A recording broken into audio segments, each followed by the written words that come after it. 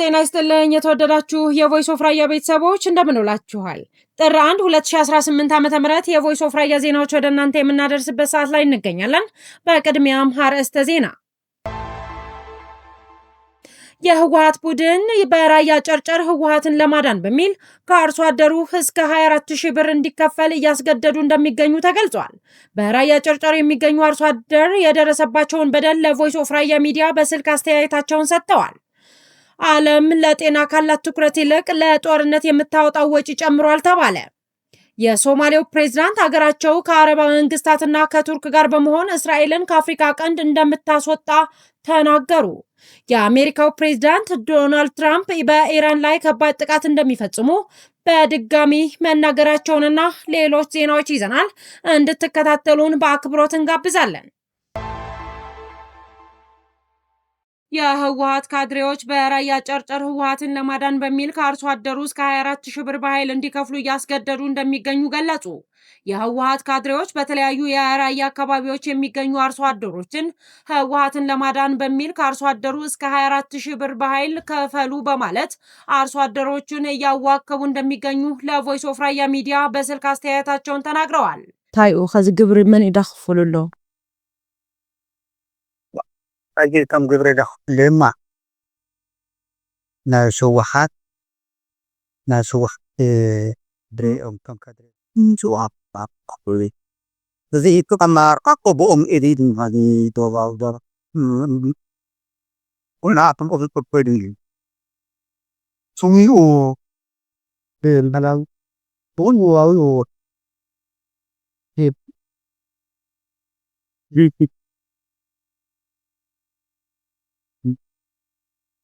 بلون الحاجة مالت هذا نزلت دل للتصعيد دل أو يدرك وعطت دل تقابل دل وما هذا بندي لخفلكم تنفون ليلة هذا مثلا ناقرات قبل دعمت قبري بوليكو بوكو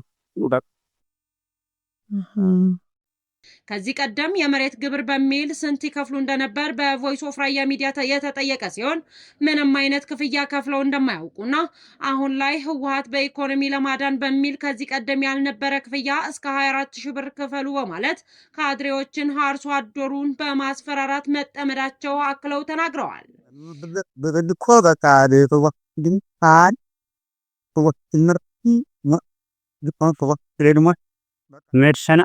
يلزم عندي غيرك انتي ربيت بال زانك ترم مع باربعة ترخون كفر خام بيربت بيت أكله كرت كوني إيمانه دخلوا صوت مودي خزو هو تينا مريت مطنور بال نور هو تمالت كأم مطنور خزيزينا يزبنا وما يدينه هو تو أبود هو يبيد بال يشوفه ما يحمد يقولوا كنا تطلع على نجاري اللي يقطع بيجي يحابو تبهلو تكعت أي كذي نكتة فجيزي يحاول له أبي درو بس هو بطلنا نورم فرد نطلع دار كنبو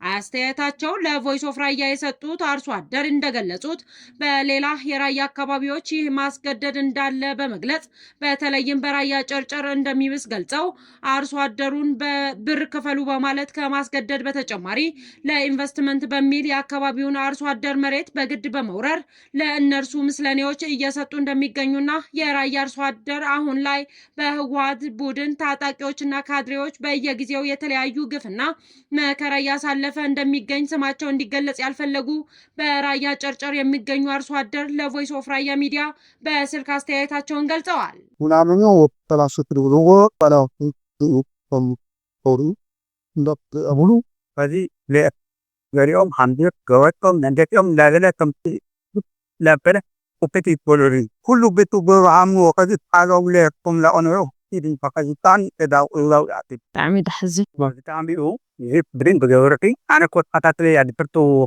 كحلب فيها كوني حلبيا قطعتوركو بيجي خيرو أخوي هواي غير تتانا خارا نقر نحدي خونا نتنهين ملو النايم وذي يورك عبيت بطي وذي من ميرا نقاون دا قابلك نقريب لي بتنزل له خبرة وبالخوض ዓለም ለጤና ካላት ትኩረት ይልቅ ለጦርነት የምታወጣው ወጪ ጨምሯል ተባለ። ዓለማችን በየ8 ሰዓቱ ለጦርነት የምታወጣው ወጪ 2.1 ቢሊዮን ዶላር ገደማ ነው ሲል የዓለም ጤና ድርጅት አስታውቋል። የዓለም ጤና ድርጅት ዋና ዳይሬክተር ዶክተር ቴድሮስ አድሓኖም ዓለም አቀፉ ማህበረሰብ የቅድሚያ ትኩረቱን እንዲፈትሽና በሰው ልጅ ጤና ላይ ኢንቨስት እንዲያደርግ ጥሪ አቅርበዋል። ዋና ዳይሬክተሩ በጄኔቫ በሰጡት መግለጫ በአሁኑ ወቅት በዓለም ዙሪያ ለጦርነትና ለወታደራዊ ዝግጅት የሚወጣው ወጪ በከፍተኛ ሁኔታ እየጨመረ መምጣቱንም ገልጸዋል። በአንጻሩ ደግሞ በሚሊዮኖች የሚቆጠሩ ሰዎችን ሕይወት ሊታደጉ ለሚችሉ የጤና አገልግሎቶች የሚመደበው በጀት እየቀነሰ መሆኑንም በማንሳት ይህ አዝማሚያ አሳሳቢና የዓለምን የወደፊት የሰላምና ደህንነት አደጋ ላይ የሚጥል መሆኑንም አስገንዝበዋል። ዶክተር ቴድሮስ እንደገለጹት ዓለማችን በየ8 ሰዓቱ ለጦርነት የምታወጣው ወጪ ወደ 2.1 ቢሊዮን ዶላር ገደማ የዓለም ጤና ድርጅት ዓመታዊ መደበኛ በጀት ጋር እኩል ነውም ብለዋል። አገራት እርስ በርስ ለመጠፋፋትና የሰውን ልጅ ለመግደል በሚረዱ መሳሪያዎች ቢሊዮኖችን ሲያፈሱ በሽታን ለመከላከልና ሕይወትን ለመታደግ በሚረዱ የጤና ዘርፎች ላይ ግን በጀታቸው እየቀነሰ ነው ብለዋል። የወታደራዊ ወጪዎች መጨመርና የጤና በጀት መሳሳት ዓለምን እንደ ኮቪድ-19 ያሉ የወደፊት ወረርሽኞችን ለመቋቋም ያላትን ዝግጁነት በእጅጉ እንደሚቀንሰው ገልጸዋል። ዶክተር ቴድሮስ አክለውም ጤና እንደ ወጪ ሳይሆን እንደ መሰረታዊ የልማትና የኢንቨስትመንት መታየት እንዳለበት አሳስበዋል። ጦርነት መፍትሄ አይደለም፣ መፍትሄው ሰላም፣ ዲፕሎማሲያዊና በሰው ልጅ ደህንነት ላይ ማተኮር ነው ሲሉ መልእክታቸውንም አስተላልፈዋል። ይህ የዶክተር ቴድሮስ ማሳሰቢያ የመጣው በርካታ ሀገራት በመከላከያ በጀታቸው ላይ ከፍተኛ ጭማሪ እያደረጉ ባሉበት፣ በሌላ በኩል ደግሞ የዓለም አቀፉ የጤና እርዳታ የሚመደበው ገንዘብ መጠን እየቀነሰ በመጣበት ወቅት ነው ተብሏል። የሶማሌው ፕሬዝዳንት ሀገራቸው ከአረብ መንግስታትና ከቱርክ ጋር በመሆን እስራኤልን ከአፍሪካ ቀንድ እንደምታስወጣ ተናገሩ። ፕሬዝዳንት ሐሰን ሼክ መሐመድ በቴሌቪዥን በተላለፈ ንግግራቸው እስራኤል በአፍሪካ ቀንድ አካባቢ ወታደራዊ መስፋፋት እያደረገች ነው ሲሉ ከሰዋል። እስራኤል ሶማሌ የግዛቱ አካል አድርጋ ለምትቆጥራት ሶማሌላንድ እውቅና ከሰጠች በኋላ ይህንን ውሳኔዋ ለመቀልበስ መንግስታቸው አጋር ከሚሏቸው ሀገራት ጋር በመተባበር እርምጃቸውን እየወሰዱ መሆኑን ተናግረዋል።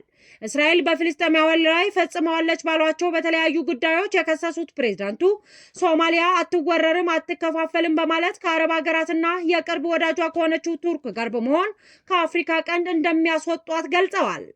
እስራኤል ከ2 ሳምንት በፊት ለሶማሌላንድ የአገርነት እውቅና በመስጠት የመጀመሪያው ሀገር መሆኗን ተከትሎ ሶማሌና ሌሎች ሀገራትና ተቋማት ተቃውሟቸውን አሰምተዋል።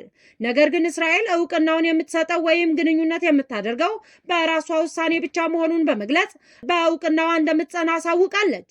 ከቀናት በፊትም የውጭ ጉዳይ ሚኒስትሯን ወደ ሶማሌላንድ በመላክ ይፋዊ ግንኙነት አድርገው የተጀመረው ግንኙነት እንደሚጠናከርም አሳውቃለች።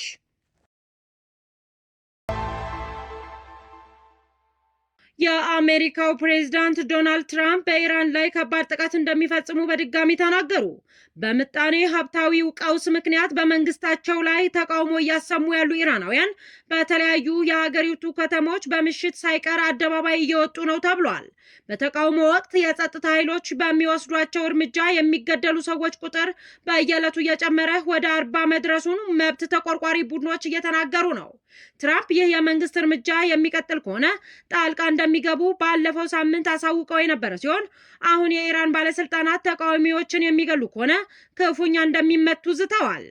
በተቃውሞ ወቅት እንደሚያደርጉት ሁሉ ሰዎችን መግደል የሚጀምሩ ከሆነ ክፉኛ እንደምንመታቸው መንገር አለብኝ ሲሉ በአንድ የአሜሪካ ሬዲዮ ዝግጅት ላይ ተናግረዋል። ፕሬዝዳንቱ አክለውም አስተዳደራቸው በኢራን ያለው ሁኔታ በቅርበት እየተከታተለው መሆኑንና አሁን ከምንናገረው በላይ አጽንኦት መስጠት የምፈልገው ተቃዋሚዎችን የሚገሉ ከሆነ እጅግ የከፋ ቅጣት ይከተላቸዋል በማለት የአገሪቱን ባለስልጣናት አስጠንቅቀዋል።